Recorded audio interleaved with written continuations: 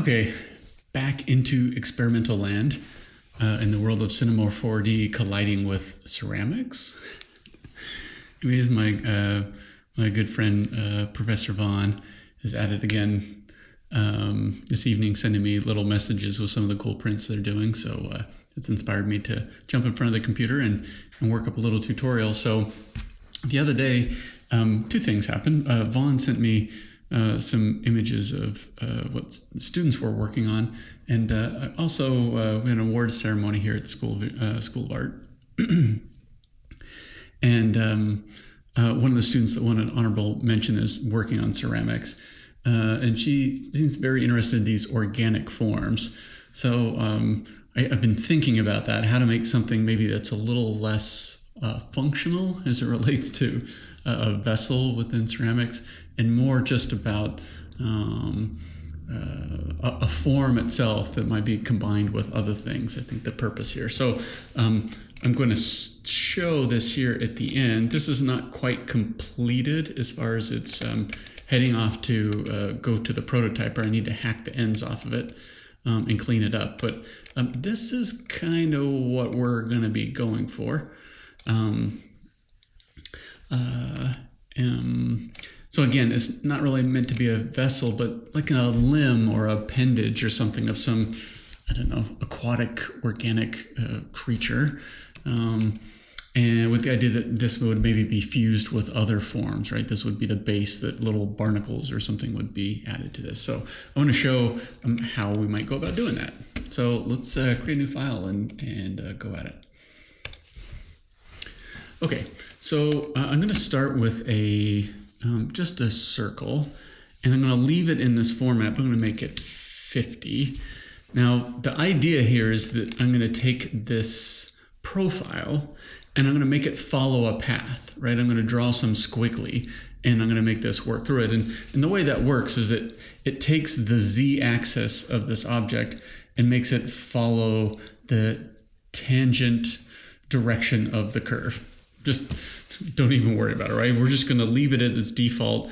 If you're following this tutorial and it gets screwed up later on, you're like, oh, that doesn't look right. Just change it to one of these different orientations until you get what you're looking for. All right, so this is we're going to use this as our profile, but I need a path, right, that this is going to move along. So I'm going to do this in the front view. I honestly cannot remember if I did a tutorial on how to draw splines. I'm hoping maybe I did something like that, but I'm going to come over to the left-hand side if you have not seen that yet. I'm going to grab this little pen draw tool, right? The spline pen tool. And I'm going to select that. And over on its attributes on this other side, the default is a Bezier, which I can click and drag, these handles. I'm kind of old school. You can use that. You could use linears. You could use any one of these kind of mathematical models. Just linear would be straight lines from point to point. All the rest would use some math in the computer to kind of round things out. So I'm going to use a B-spline. And I'm just going to select something. I'm just going to click here towards the base. It doesn't really matter at this point. And I'm going to draw a squiggly, right? What should that squiggly be? I don't know. I'm not going to deviate too far because what I want this is to kind of rope together into a form. Okay, when I'm done, I'll just hit escape to get out of that tool. And you can see that I've drawn. It's flat here, like if I look at it on the side, but from the front, oops, I still have that tool in my hand, so let's go here to the live selection. So I've drawn this path. Now let's show how we make a form, and then we're going to come back and modify this little curve into something interesting. Right, so back into our little generator menu here from before, we've been using Loft a whole bunch because it's awesome. But let's look at a new one. This is the sweep. This is like creating a tube, right? And the icon kind of shows us what it wants to do. It wants to take the profile and make it follow that path. If you can see me moving my little mouse along there, right? So the green would be this generated surface, and these white elements are what it needs, just like when we've worked with Loft, right? Okay, so I'll choose a sweep. Now the order that these go in here is kind of important. If you put just both of them in there and you get kind of the wrong result, just know that you need to change it. But the order needs to be the profile, the profile follows the path. This is the way I've always remembered this, right? The profile here, this is the thickness, follows the direction of it, right? And you can see, ta-da, I get, I don't even know, some organic tube, if you would like. All right, so we did this. You can see it's squiggly here, but it's flat on this side. I can go in and using the move tool, just select some of these points and create some waggle in this direction if I want to. There's another point there. So I'm not going to get too crazy with this, but yeah, you'll get the idea, right, of what you want to do. All right, I'm just going to leave it at that. The other thing with the sweep, now controlling, let's go back here, NB, so I can see the wireframe. You might want to deal with, so this might cause us some problems here in a little bit. So let me show this next step and then we'll go back. We don't want, if it's thick enough and it curves enough, it might loop in on itself. We get these weird puckers. We'll deal with that in a second. But what I did want to show here is that we can go into the details for this object. We can deal with how many divisions. Oops, that's not the one I wanted here. We could make it grow. We can animate these kind of things. We don't really care about that. But what I do care about here is this scale item. So if I click on this, I can modify. Ooh, I kind of like that it gets, I'm going to totally go with this. So I'm going to make it get thinner here in the middle and get fatter again up there at the top, and I'm going to leave it down there where it's fat. Okay, so I like that. I don't like, and this is a problem, right, in the surface, that it puckers on top of itself. So what I need to do is just go back into point mode here and just take a little bit of the bend out of it if it doesn't have enough detail. There are other ways to deal with this. I'm not going to go into, I really don't have enough points in here, and I could rebuild the curve or whatever. I can also go into the, this is probably the best way for us to fix this, is the way this is mathematically, in fact, let me go back here and show what I just did. So what is happening is it's sampling this curve, the one that we see that's blue here. It's sampling it and it's creating a duplicate curve and then lofting along this, right? So it's making all these. But you can see the distribution of it is not quite even. It's putting more copies down wherever there's bends, and it's spacing it out where there isn't. And that's because it's in this adaptive mode. And what I've done is I've clicked on spline. I'm telling it it's a B-spline, so I'm going to leave it at that. And then the intermediate point, so this means the added smoothing that the computer's doing mathematically is trying to adapt to the curve, but that can create problems. So I almost always just leave this at uniform. And this gives me an even distribution. I can still get those puckers if I'm not careful, but now that has a nice clean distribution. You can see these little, in the wireframe, these look more like squares instead of elongated rectangles. So that's a good thing. And I now have a surface. Ta-da! So let's just leave it at that. And now I could do this so many different ways, but what I would like to do in this case is use a cloner, because I love the cloner. I'm going to put the cloner in here. I'm going to put the sweep inside of it. Now, I don't want this. What I would like out of the cloner instead of a grid is a radial pattern. And I'll leave it at 5, I guess, for now, but I want to move them in the radius of that. So I make sure that they intersect with each other. I'm just guessing, but I don't want to really have any gaps in here. From the prototyper, what I want to do is take all these, put them into a volume builder so I get a nice clean surface, and then I'm going to chop off the top and the bottom down here so that it's totally hollow, right? This my very first tutorials using the mesher, different prototypers need an inside and an outside. The clay extruder does not need that, which makes things easier, but you have to remember to basically hollow out the thing when you're done. All right, so you can see that I have the form here. This is pretty nice. If I want to, I could, so you don't have to do this step, but let's say I want to randomize this a little bit. Maybe I'll go up to the cloner and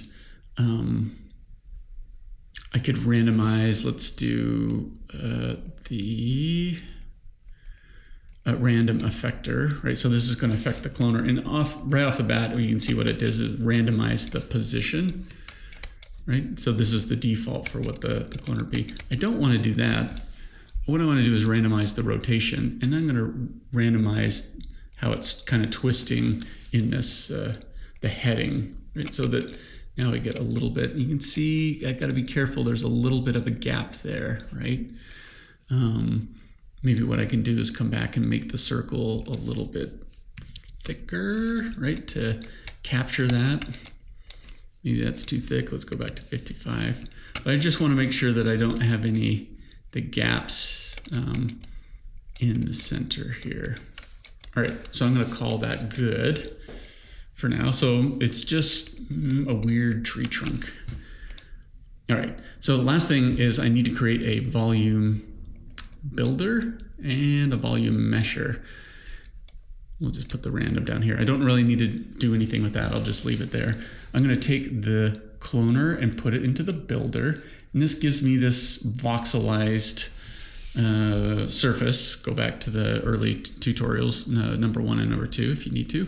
But if I click on the builder, right now it just says it's 10 centimeters per voxel. I want something like 1 centimeter. And again, it depends on how big your object is, what that final size should be to get something relatively smooth. So these are the voxels, and then I'm going to take the builder and put it into the mesher, and that gives me, ta-da, an actual mesh. That was NA, right, to give me the surface. And this really probably would work in the prototyper just fine, but in the builder, I'm going to add a smooth, right, to just smooth that out. And maybe I'll say a distance of 1, and for the iterations, and let's do the voxel distance, let's just search 1 unit to those, to the neighboring voxels, and then smooth that out, right? So this is a pretty cool form. And again, the nice thing is that it's generative. So if I went back to the random, I could just, tweak that if I want something kind of different. It's going to be really slow because it's in the mesher, so I'm just going to leave it where it's at, right? Let's just put it right back where it was, 61. That was a good number, I think. All right, so I'm going to leave that there. That's a pretty cool form. This is a little weird. This is a little weird. The prototyper would have issues with that. So the nice thing in Cinema 4D's non-destructive methodology here is I can come up to the mesher and can right-click and say current state to object. And it'll take a second, but it will give me this new, it's like a copy and paste. It takes all this stuff and says, it's like flattening the layers in Photoshop. So if I hide the volume mesher, I now just have this piece, NA. I'm not sure why it's just giving me black in here. There we go. It's just so dense from a mesh standpoint. Let me click on that and go back into object mode. That's the other thing. I think I accidentally clicked on this, right? On the point mode. So I don't need point mode. I don't see, that's why it was all blacked out. It was showing me all the points in there, which was a mess. So here is that surface, and this is just NA and B, right? So this is the wireframe that's in there. And just the way the algorithm works, it tries, you can see that it creates a grid in space, and it tries to put this together, which is sometimes a problem. In this case, it's an advantage. So let's go back into this view here on the mesh, and I'm going to go over to the selection tool with the rectangle. I'm going to go into face mode, and just here at the bottom, it doesn't really matter quite where. I just want to get a nice clean cut. So I drew a marquee, right, just like a window around that. And because the algorithm kind of searches along a grid to make the surface, those voxels, you can use that to your advantage wherever the grid is kind of lining up. Let's just work right there. Again, what the reason being is that the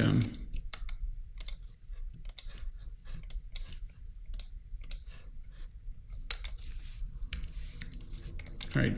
The reason being is that the extruder likes a hollow surface, right? Look at that, really cool, totally awesome form.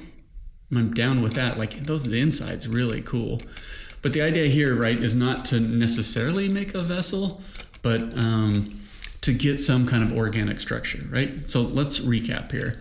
Instead of the loft, we used a lofting-like generator, right? We used a sweep. So it created a bunch of cross-sections along a path that I drew. We cloned them radially just because that was an interesting way to get them clustered around a center. I could have, without using the cloner, I could have just duplicated 2 or 3 clones and smashed them together the way I would want. The main thing is I did it in such a way that when I put it into the volume builder and the mesher, I had a nice outside surface that was organic, but these were smashed together enough that there weren't any gaps inside here, leaving like air pockets. So when I hacked off the top and the bottom, I got a nice hollow form. And I will probably save this and send it to Vaughn and see if he wants to print it, see what happens with it. Okay. Yeah, so maybe the last thing is just remember that at this point, we're not using this object. We wouldn't need it. We would want to export this piece. So when I export this, I'll save this file, but I'm gonna delete these things. So I just have this raw polygon object, and then I will export that. Ta-da! Some crazy organic form using these spline extrusion or the spline generator. And back to the volume mesher, which is absolutely my friend. I love it. Okay. I hope this helps.